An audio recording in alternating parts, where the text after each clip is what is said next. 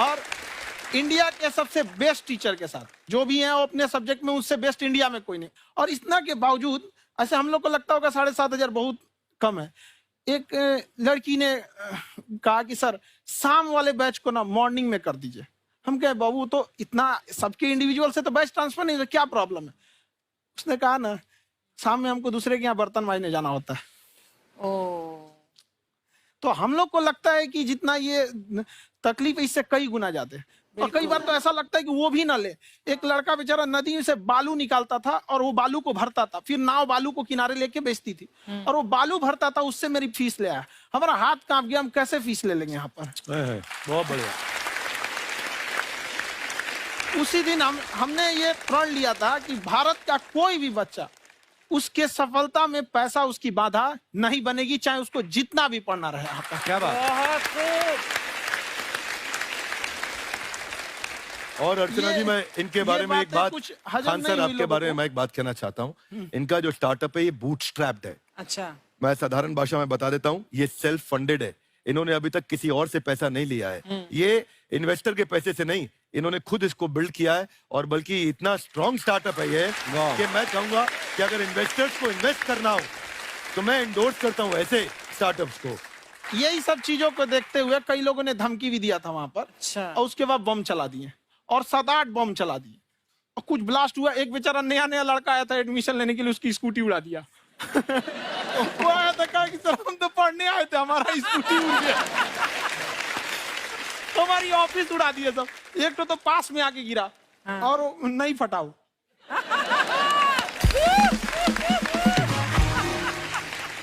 बाद में बहुत सारे लोग धमकियां दिए, लेकिन कहते हैं ना सूरज कितना भी तेज चमक ले समंदर नहीं सुखा सकता है। वाह वाह वाह, क्या बात है।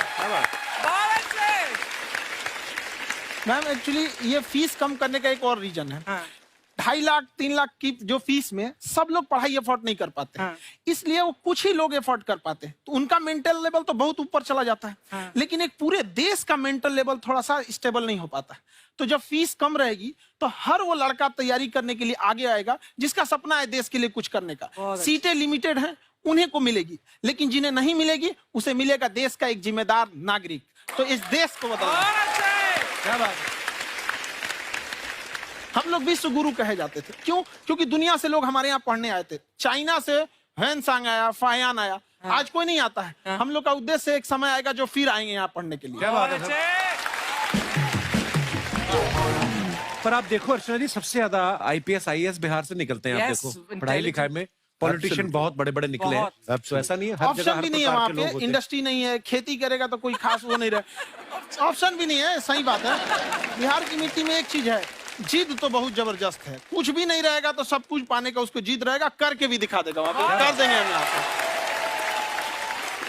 विवेक सर, आपके बारे में हमने सुना एक बार आप संन्यास लेने चले गए थे। कौन वापस लेके आया आपको? फिर कहाँ तक पहुंच गए थे आप? नहीं, मैं MBA की पढ़ाई के बाद मैं ये सोचा था कि अपना जीवन भगवान की सेवा में समर्पित कर दूं। अच्छा जी। बहुत साल मैं वृंदावन में रहा था और गुरुकुल में रहा था। अच्छा। और वहाँ सेवा करना, बहुत अच्छी शिक्षा मिली। मैं बोलता हूँ मेरी असली MBA वही थी, मोस्ट ब्यूटीफुल एसोसिएशन। वाह। और मैं वहाँ भगवत गीता पढ़ी, जहाँ मुझे गीता से लगाव हुआ। तो मेरे गुरुजी का आदेश था कि आप भगवत गीता को बिजनेस मैनेजमेंट के साथ जोड़ के देश दुनिया में बताओ। मेरे को लगा बड़ा मुश्किल काम है। मैंने बाद में देखा कि डॉक्टर स्टीफन कॉवी, जिनकी किताब है 7 habits of highly effective people, आप सबने पढ़ी होगी। उन्होंने बोला मैंने 7 हैबिट भगवत गीता से लिए। और हमारे देश के लोग ऐसे हैं जो मेरी किताब पढ़ते हैं, जो कि 3.5 मिलियन कॉपीज बिक चुकी हैं, और भारत में भगवत गीता नहीं पढ़ते। तो मुझे लगा कि मैं गीता विद मैनेजमेंट के ऊपर आकर के बातचीत करूं। मुझे लगा बहुत कठिन होगा, पर मेरे गुरुजी का आदेश था कि कठिनाई आपको तभी तक दिखेगी जब कठिनाई को देखोगे। तो एक छोटा उन्होंने मुझे बताया, पूछा कि इस कमरे में लाल रंग कितनी जगह है, देखो आप भी एक बार जरा देख के बताओ। तो 7-8 जगह लाल रंग दिख रहा है यहाँ पे आपको। 1 ये 2, वो लाल रंग टी शर्ट पे 3 4 5, ये लाल हो गया 6, उधर लाल हो गया 7, एप्पल लाल, बिल्कुल ठीक 7। पर जब आप लाल रंग ढूंढ रहे थे तो क्या आपको हरा रंग दिख रहा था? Yes no? नहीं। जब आप लाल रंग ढूंढ रहे थे तो क्या आपको काला रंग दिख रहा था? Yes no? नहीं। नो।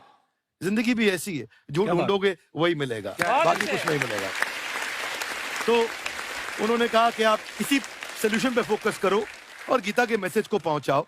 तो मैं बिजनेस मैनेजमेंट के प्रोग्राम्स कॉर्पोरेट्स में करने शुरू किए, क्योंकि गीता पहला मोटिवेशनल सेमिनार जो पृथ्वी के इतिहास में कपिल जी हुआ, वो कृष्ण ने दिया था। पहले मोटिवेशनल स्पीकर इस पृथ्वी के इतिहास के कृष्ण थे, जिन्होंने अर्जुन को रणभूमि में मोटिवेट किया था। बड़ी पेशेंस कृष्ण ने अपने लीडरशिप क्वालिटी से दिखाई। वो मुझने मुझे बड़ा इंस्पायर किया, वो चर्चा ने इंस्पायर किया, वो डिस्कशन ने इंस्पायर किया। तो उस डिस्कशन को मैं आज भी लेके चलता हूं अपने साथ। खासकर हमने सुना है आप 5 स्टार में रुके थे कल, और नीचे जाके वड़ा पाव खाने गए आप रेहड़ी पे। एक्चुअली क्या है ना कि वहां जो चीजें सीखने को मिलती है ना, खाली पेट और खाली जेब इंसान को जो सिखाते हैं वो किसी यूनिवर्सिटी कॉलेज में नहीं सिखाया जाता। और गरीबी बड़ा बेशरम चीज होती है। तो कहते हैं कि मौत भी तू जल्दी आया कर गरीब के घर में। कफन का पैसा भी खर्च होता है दवाइयां खरीदते खरीदते। हाय हाय हाय, क्या बात है। और खान सर की खासियत ये है कि जिसको तो पढ़ना है, जिसको एजुकेशन चाहिए, वो तो इनका वीडियो देखते हैं। लेकिन वैसे भी कई लोग, जैसे अर्चना जी बात करी थी, कहती मैंने जब देखना शुरू किया तो मैंने बैक टू बैक इतने सारे वीडियोस देखे, क्योंकि आपका जो तरीका जो बोलने में, एक तो इनकी जो टोन है पढ़ाने में, और साथ साथ में जो ह्यूमर आता रहता है, तो उसकी वजह से और भी इंटरेस्टिंग हो जाते हैं आपके वीडियो। शुरुआत में हम लोग जब स्टूडेंट लाइफ में थे, या हम कई स्टूडेंट को भी देखते हैं, वो बेचारे जब थक जाते हैं तो आपका शो देखने लगते हैं। तो शुरू में हमको लगता था जब कि अरे यार हमारी पढ़ाई उसके लिए है, लेकिन पढ़ाई में थक जाता है, शो देख के नहीं थक जाता है। हाँ। तो हमने सोचा दोनों को मिक्स कर देते हैं। तो हमने उसको, और आज आपको पता नहीं हमने भी यही किया है। मिक्स करने। हमारे एजुकेशन सिस्टम में 2 कमी है। हाँ। एक एजुकेशन की, दूसरा सिस्टम की। आप पटना से हैं ना? हाँ। हमें भी पटना पसंद है। हाँ।